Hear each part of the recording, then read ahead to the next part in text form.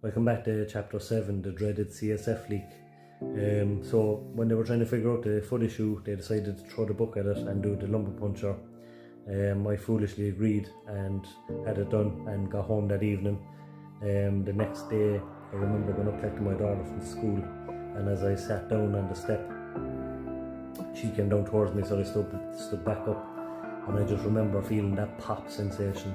Still lives with me to this day. It was horrific. So basically I started getting a headache straight away, nausea. We got home, I remember laying down in bed for most of the day. Anytime I got up, the headaches got worse again, and I started vomiting as well.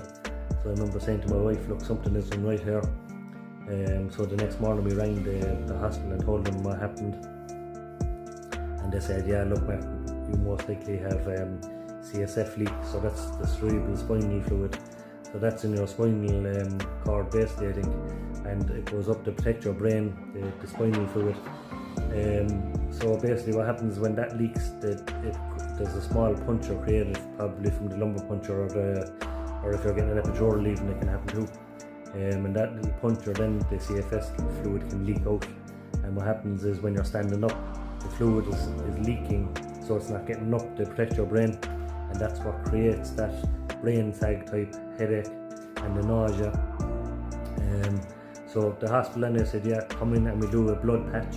So I didn't know what a blood patch was. So I remember driving up to the hospital, and I remember obviously people offered to drive me up, and I said no, I'm the kind of person when I'm really sick, I don't want to be around anyone, I just want to get there myself.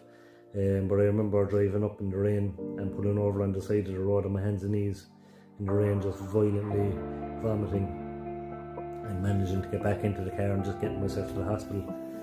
When I got to the hospital, the next horrific journey started. They brought me straight down to theatre, and they put like a pillow on my belly and told me lean over and kind of go towards my knees with my chest.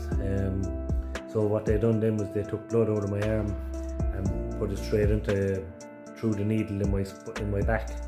And imagine a needle in your back now is sore enough when it's deep, and then every time they're pushing the blood in from the vial, basically it feels like they're stabbing it even deeper.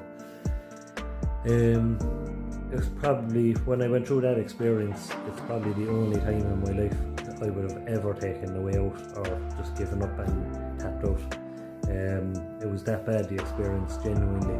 I would never again get a lumbar puncture unless it was a life or death. That's just my own opinion on my own.